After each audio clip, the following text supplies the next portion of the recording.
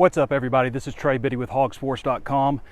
Little post-game discussion. For those who've been with us for a while know that we like to do these kind of off the cuff, just talking about the game, how everything broke down, and obviously it was very disappointing. I mean, it's about as disappointing as a win can get. Now, there's a lot of factors that played into some things, and we'll get into all that, but Arkansas winning 20-13 out here in Donald W. Reynolds Razorback Stadium. Game ended early evening. We've got a lot of content up at hogsports.com. You should go there and check it out. Read everything that we've posted, some more formally written type of stuff with opinion articles and just break down inside the numbers, recruits in attendance, things like that. But no question, this was a disappointing win. Now, I thought Arkansas's offense actually came out and looked pretty crisp. I mean, in the scripted part of things, you definitely noticed there was more pre-snap movement, that they've obviously gone beyond the 30% of install on offense. Threw the ball okay coming out, looked like they had a real good game plan. But after the first, 3 series, things just started getting kind of worse and worse. I guess maybe after the first 2 series, they opened with a field goal, then they had the touchdown with Devwall Whaley from 2 yards out. But things just didn't, I don't know, they just started stalling more and more on offense, just couldn't find a rhythm, just looked out of sync. I think part of this stuff is just trying to figure out who your playmakers are in a lot of ways, even going down to the punter. I mean, Sam Loy is obviously a better punter than Reed Bauer is. It's blatant. It's blatant to me. I've been out there timing punts. I don't understand why Reed Bauer is got a little winded walking up these steps. I don't understand why Reed Bauer is the deep punt guy and Sam Loy is trying to pooch punt, things like that. But, I know everybody wants to talk quarterback, and really, when I look at Ben Hicks, what he did out there today, I just feel like there was a missing killer instinct. Now, Ben Hicks can be the quarterback of this team. I know everybody's going to want to throw their arms up and say, go on to Nick Starkel. I mean, that's expected. You almost knew that was going to happen. But he can be the starting quarterback of this team. He just has to start recognizing who his playmakers are.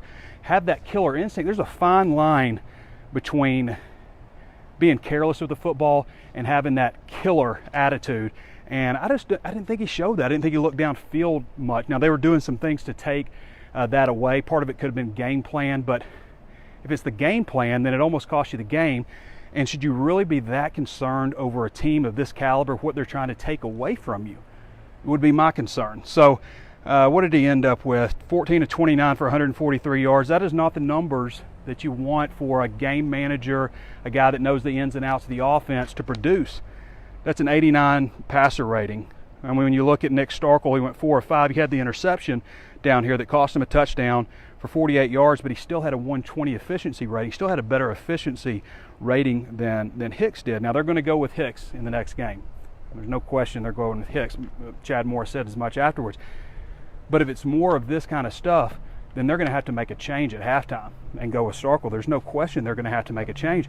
I mean, when Starkel did come in, he threw the pick, but he also had the longest pass play of the game, which was a 38-yarder to Trey Knox.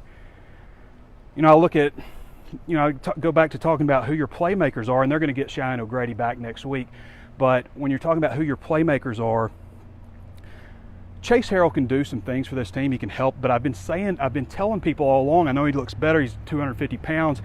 He's running well, all this stuff, but he just has not shown consistent hands. He just never has. I've been saying that forever. He just hasn't shown consistent hands. And, you target him 5 times. He only has 1 catch. 3 others should have been caught. He can't be your third down tight end.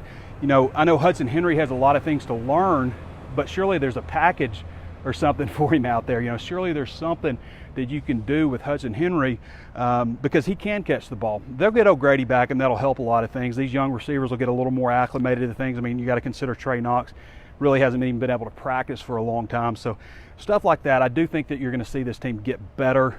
Sometimes these games are a little tricky, but there's no question. I mean, I thought Danny West said it perfect to me. He's like, why can't Arkansas just win 55-10 like everybody else? Why can't you just do that? But, going with running back, and another thing I've been saying, and people keep saying, the running backs are deep. It's a deep backfield.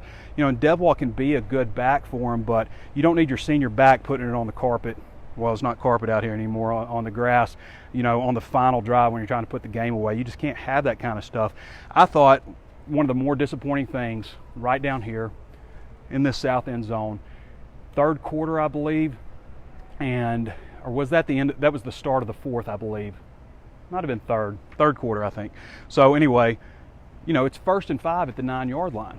You could have run the ball 6 times and picked up a yard and a half each time, but instead, you throw a pass to Chase Hayden, you have a Chase Hayden run, you throw an incomplete pass to Grayson Gunner, and you kick a field goal. You could have run. Boyd didn't touch the ball. Boyd is clearly your number one back.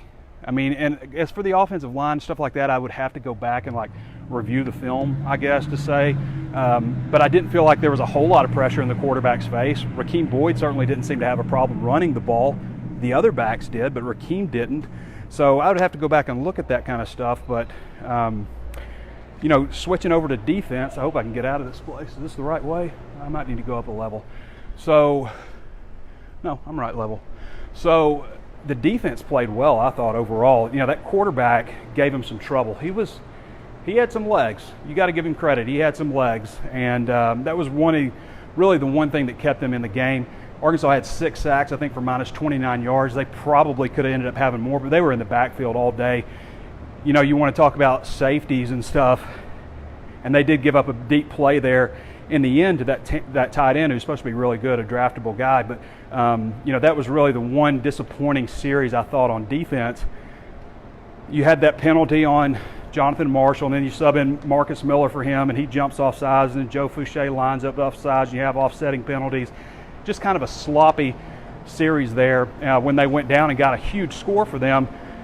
But I will say overall, and you might disagree with me, people, but overall, this might have been the best safety play that Arkansas has gotten in 7 years, maybe longer than that, probably since Tremaine Thomas was with the team. So you got to be that's at least something. Can I get out? Yeah, okay. That's at least something positive to draw on. The defense played pretty well. They played a lot of guys and still played pretty well. I'm going to say something Houston Nutt used to say, and it's not going to make you feel better. It didn't make you feel any better back then, I know. It's not going to make you feel any better now. But half the teams in America would trade places with us right now. Tennessee would, Ole Miss would. That's going to be an interesting contest next week at Oxford. Ole Miss has a lot to straighten out. Arkansas has a lot to straighten out. Just an interesting game. The way it started, it felt like it was going to go pretty well. I thought the crowd was into it, but then, to be honest, people, it got stale in there, and that'll happen when you just go stagnant on offense. That'll happen. So they've got some things to shore up. They've got to figure out who their playmakers are. There's no question about that. They've got to figure out some things at quarterback. Hicks has to have more of a killer instinct. He can't just be a check down guy. I hate that term, check down Charlie, but you can't be that guy. You have some weapons that can go get the ball. I mean, you really look at it when they were up 13 to 6, when they were up by that score, and they're driving down the field. There's a 3rd and 13 that pops up, and if that, you remember that pass that just kind of flutters to Mike Woods for 15 yards? I mean, they ended up going down and scoring a touchdown on that drive. If that doesn't happen, I think Boyd punched it in from 2 yards out. If that doesn't happen there, then they're in a lot of trouble. I mean, they've got a punt right there, so they actually get something going their way. Sorry about the outside noise. I'm walking to the car. I like to do this post-game walk and talk. I didn't know if I wanted to do it in studio like I normally do, but I kind of miss these walk and talks.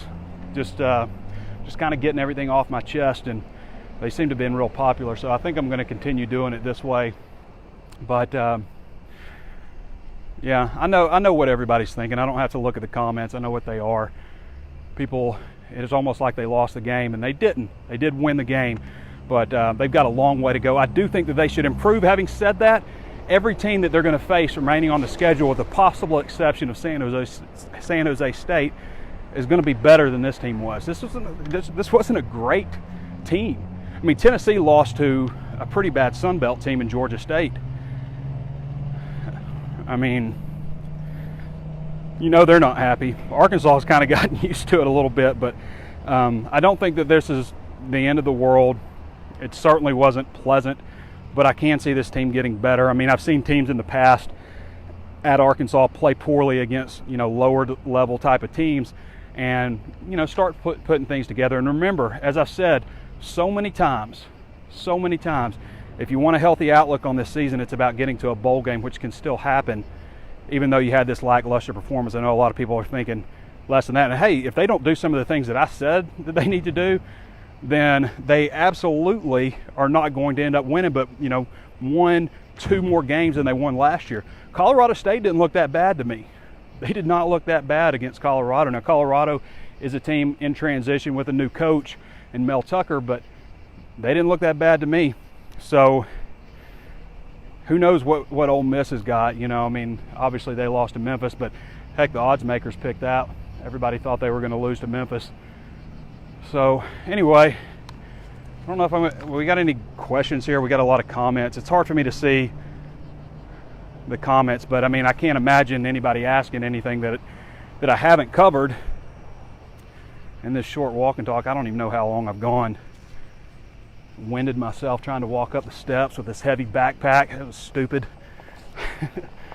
So they've got to figure out this Hog City thing. I couldn't figure out how to get to my parking. I had police telling me I had to go one way. I had to drive up on a curb over the grass to get back on the street, only to have another police officer tell me that I couldn't go this way and I had to go back and circle around. Eventually I had to tell an usher who said, "You can't go this way," and I was just kind of like, "But I am." I didn't have any choice. I didn't know what they want. They were kept sending me around in a circle over and over again. So we'll get the parking figured out, I guess, eventually. It's getting kind of dark out here, but I'm glad I got all you guys with me. All right, everybody, I want you to go to hogsports.com and read up everything that we have there. It's not the end of the world. They've got some things to figure out on playmaking, obviously, on play calling. Part of that can be just the execution, or it could be a combination of it all. I'm going to go back and watch the video. We're going to come out with more content. We've got grades coming out with Pete Roulier here shortly. Danny West has an article on the freshmen that played and the breakdown with them. I have a long opinion piece that we'd love for you to read, and standard game story and all that kind of stuff. So thanks for joining me, everybody. Hopefully it gets better before it gets worse. I think it will. This has been Trey Biddy with hogsports.com. We'll catch you next time.